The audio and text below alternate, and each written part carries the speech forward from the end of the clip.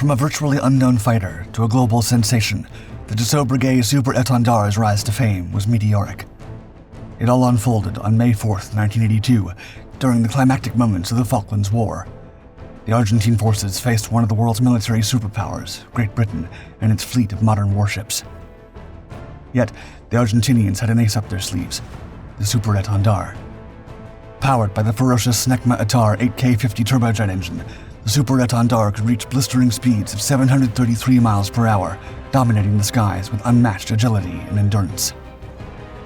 Its sleek, futuristic design, razor-sharp lines, and intimidating profile, combined with state-of-the-art Exocet missiles, made this French jet a force of nature, capable of obliterating any naval threats with lethal accuracy, even those of the Royal Navy. With centuries of naval warfare experience and advanced tactics, the British believed themselves untouchable, unreachable by the fighters of this South American nation. But on that day, 2 Argentine Super Étendards ascended into the skies over the Falklands, targeting the British carriers that had brought war to South America. That day, 2 truths were revealed. The Super Étendards were a powerhouse of jet fighters that should never be underestimated, and the Royal Navy was not invincible. In the late 1970s, Argentina was looking to modernize its military capabilities.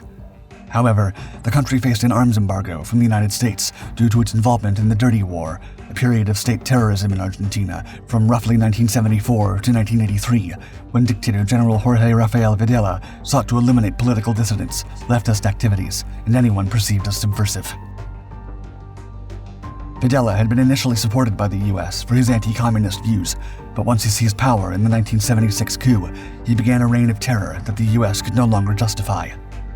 In 1977, President Jimmy Carter's administration imposed an embargo on Argentina, barring it from importing American military hardware. This limitation prevented Argentina from obtaining spare parts for its existing fleet of A4Q Skyhawks, creating a significant gap in its military readiness. Turning to France, Argentina placed an order for 14 Super Étendards, a recently developed fighter jet that was nowhere near as popular as its American counterparts.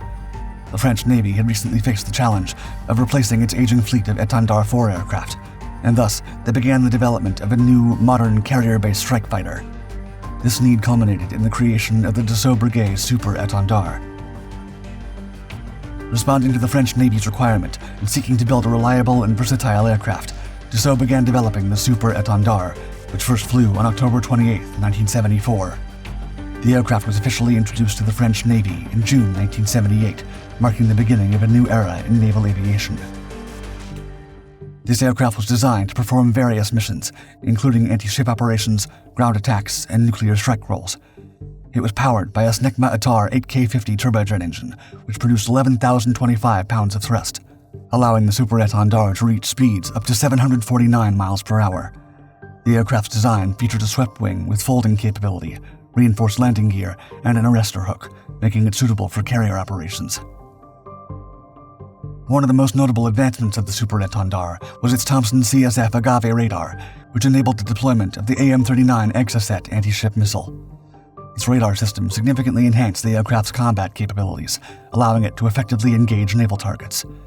The Super Étendard also featured the UAT-40 central computer, integrating navigation, radar, and weapon systems, which improved its operational efficiency. The warplane was a ship killer. The combination of the Agave radar and the AM-39 Exocet anti-ship missile made it a menace for any enemy ship. The Exocet alone was an incredible deal for Argentina. It carried a 165-kilogram high-explosive fragmentation warhead, delivering immense destruction upon impact. Traveling at Mach 0.93, it could strike targets within a 50 to 70-kilometer range. The missile's inertial guidance for mid-course and active radar homing for the terminal phase ensured high accuracy. Its sea-skimming flight path made detection and interception challenging, amplifying its devastating impact on enemy ships. The acquisition put the Argentinian Air Force back on the map. The Super Étendard, equipped with the Exocet missile, significantly enhanced Argentina's naval strike capabilities. The first batch of 5 Super Étendards and 5 Exocet missiles was delivered between August and November 1981. From the Argentine perspective, the Falklands War was a culmination of long-standing territorial claims over the Islas Malvinas, known internationally as the Falkland Islands. They have been claimed by Argentina since the early 19th century, contending that it inherited them from Spain upon gaining independence in 1816. However, the British have maintained control since 1833, which led to ongoing diplomatic disputes.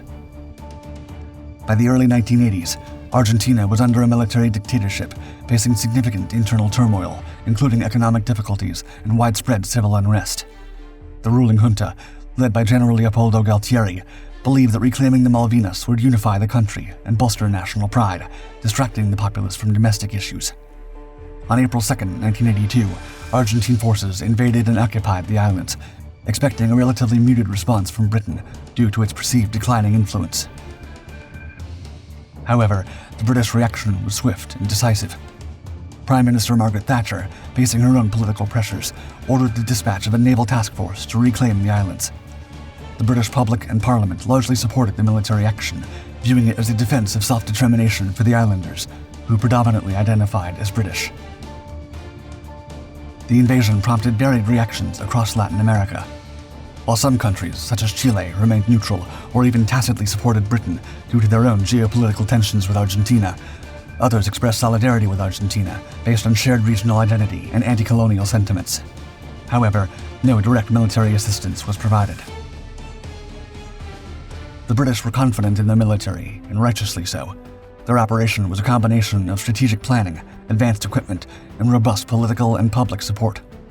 The Royal Navy spearheaded the effort with a formidable task force, including 2 aircraft carriers, HMS Hermes and HMS Invincible, and around 40 other ships, ensuring naval dominance despite logistical challenges.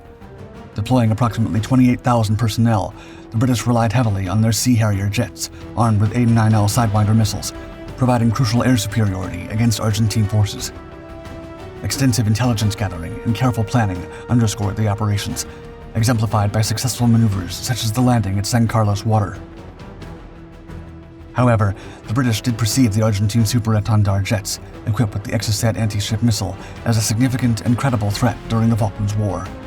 The combination of the Super Étendard's capabilities and the devastating power of the Exocet missile posed a severe challenge to the Royal Navy and its task force operating in the South Atlantic. The Exocet missile's sea-skimming trajectory made it challenging to detect and intercept, allowing it to evade radar and defense systems until the last moments before impact. This, coupled with the missile's 165-kilogram high-explosive warhead, meant that a successful hit could cause catastrophic damage to British ships. Admiral Woodward, commanding the British naval forces from HMS Hermes, was keenly aware of the carrier's vulnerability to Argentine air attacks. Not even Thatcher knew this, but he had confided in other commanders that significant damage to either Hermes or Invincible could force a British retreat from the Falklands campaign. The threat was real. Argentina possessed Exocet missiles and advanced anti-ship weapons capable of sinking even large vessels, which were almost impossible to stop once they were fired. Neither Hermes nor Invincible had adequate defenses against such missiles. Fortunately, British intelligence suggested that Argentina's Exocet supply was limited. They had only 5 missiles. Additionally, the British Navy had successfully established air supremacy over the Falklands thanks to their swarms of mighty Sea Harrier patrols, which had already engaged and shot down several Argentine aircraft, including Daggers, Skyhawks, and Pucaras. The Argentinians had their work cut out for them. They had to pierce the Falkland skies, dominated by Sea Harriers, avoid detection by the advanced anti-aircraft systems on board British warships, successfully target the British carriers, and then fire the Exocet missiles. It was an almost impossible mission, but the British would be forced to abandon the campaign if they managed to do it. At about 1 a.m. local time, 2 Argentine Super Étendards, flying low and fast to escape radar detection, pierced into British-controlled airspace at blistering speeds. The French aircraft was swift and agile, and the Sea Harriers did not even have a chance to take off before the Argentinian pilots were within range. They launched 2 Exocet sea-skimming missiles toward the carrier Hermes, stationed some 60 nautical miles south of Port Stanley. Time slowed as the guided missiles darted just meters above the water, impossible to intercept. One failed to find a target, but the other successfully homed in on HMS Sheffield, a Type 42 destroyer on radar picket duty ahead of the carrier.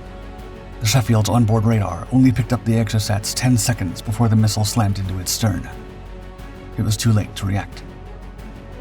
Although the warhead itself did not explode, The impact was enough to start fires that soon ran out of control. 20 sailors were lost in the attack, and Sheffield had to be abandoned. She floundered while under tow on May 10th. It was the first time the Royal Navy had been stuck in any way since World War II. It was a humiliating turn of events for the proud Royal Navy. However, the carriers were undamaged, and Argentina was left with only 3 Exocet missiles. They would try again. By May 25th, Woodward had implemented a comprehensive defense strategy for his flagship vessels. This included 2 anti-aircraft picket ships near Pebble Island, forming a missile trap, and a line of chaff-equipped fleet auxiliary ships west of the carriers, acting as decoys. British agents had infiltrated Argentine air bases to provide early warning of Super Étendard takeoffs. Despite facing enemy-dominated skies, missile traps, and advanced British warships, the Super Étendards remained significant threats that the British couldn't afford to underestimate. When 2 Argentine Super Étendards took off, targeting British carriers on May 25th, Woodward received prompt notification from British Special Forces and prepared his fleet. The Argentine pilots, however, had their own strategy. They flew northeast, circumventing Woodward's defenses to rendezvous with an Air Force KC-130 Hercules tanker, 330 miles from their target. After refueling, they changed course southeast, flying low and maintaining radio silence. This stealthy approach came from an unexpected direction. The inbound attackers were only detected on British radars when they were 28 miles away, compromising the missile trap. HMS Ambuscade moved to shield Hermes, while Invincible launched chaff-equipped helicopters and combat air patrol Harriers. The enemy aircraft dove and fired their missiles. Traveling at 10 miles a minute, the projectiles homed in on HMS Hermes. Hermes executed an emergency maneuver at this critical moment, turning its long side away from the incoming missiles. A cloud of chaff filled the air, causing the Exocets to momentarily lose their lock. Woodward then made an unexpected decision, ordering the cargo ship Conveyor to turn port to 40 degrees, exposing its flank to the missiles. When the Exocet reacquired its target, it was no longer Hermes. David Bass, a lookout on Hermes' bridge, recounted, quote, "I saw this white-hot glow on the horizon. Although I had never seen an Exocet, I knew what it was. The missile was coming towards Hermes. Suddenly it bore to the right and hit Atlantic Conveyor. She went up in a big pall of smoke." The missile struck Conveyor's port side, sparking a fierce fire. The ship was soon engulfed in flames, with thick black smoke rising. Crucial supplies, including helicopters vital for troop transport, were destroyed. Despite efforts to control the blaze, the ship was abandoned. 12 crew members perished, and British logistics were severely impacted. Hermes had narrowly escaped disaster, and the Argentine pilots had come incredibly close to a triumph of immense consequences. However, the carriers ultimately survived. The Falklands War ended with a British victory on June 14, 1982, as Argentine forces surrendered. The conflict claimed 649 Argentine, 255 British, and the lives of 3 Falkland Islanders. Yet, the Super Étendard emerged as an unexpected Argentine success. Its performance against a superior military force drew global attention. The aircraft's precision and strategic impact demonstrated the effectiveness of air-launched anti-ship missiles, influencing naval tactics and procurement strategies worldwide. Nations recognized the need to improve defenses against such threats, and the Super Étendard gained respect as a potent naval aviation asset, reshaping military doctrines globally.